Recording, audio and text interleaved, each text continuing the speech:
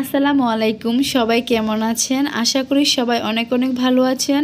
আমার নতুন একটা ভিডিওতে সবাইকে জানাই স্বাগতম। আজকে আমি বানাবো শামি কাবাব, আর সেটাই আপনাদের সাথে শেয়ার করতে আসলাম।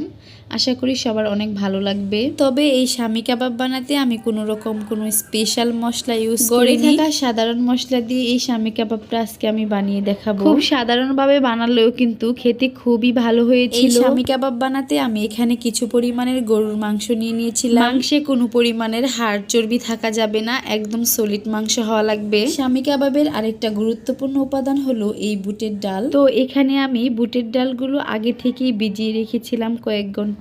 আমরা কম বেশি সবাই জানি শামি কাবাব বানাতে বুটের ডাল লাগে।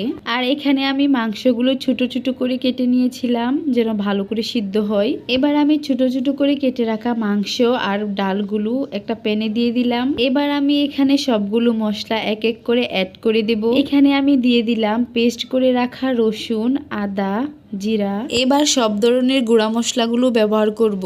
এরপর দিয়ে দিলাম হলুদ, মরিচ, ধনিয়া, সাথে লবণ।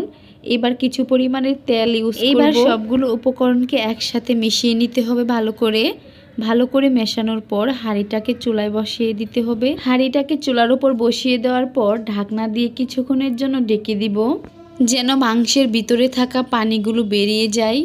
ঢেকে ভালো করে কষিয়ে নেওয়ার পর এবার কিছু পরিমাণের পানি দিয়ে দিব, যেন মাংসগুলো ভালো করে সিদ্ধ হয়। রান্না হয়ে যাওয়ার পর এবার আমি একটা মিক্সারের সাহায্যে এগুলোকে মিক্সড করে নেব। এবার আবার বিভিন্ন উপকরণ দিয়ে মাখিয়ে নেব।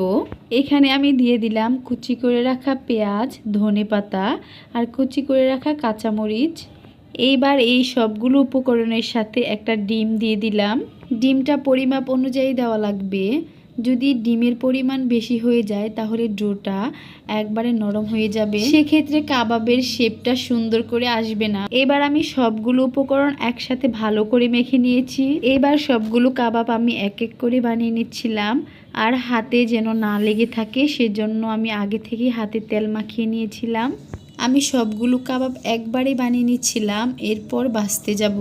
আর এই তো এখানে আমার কাবাবগুলো বানানো হয়ে গেছে, আর আমি এখানে ভাজতে চলে এসেছি।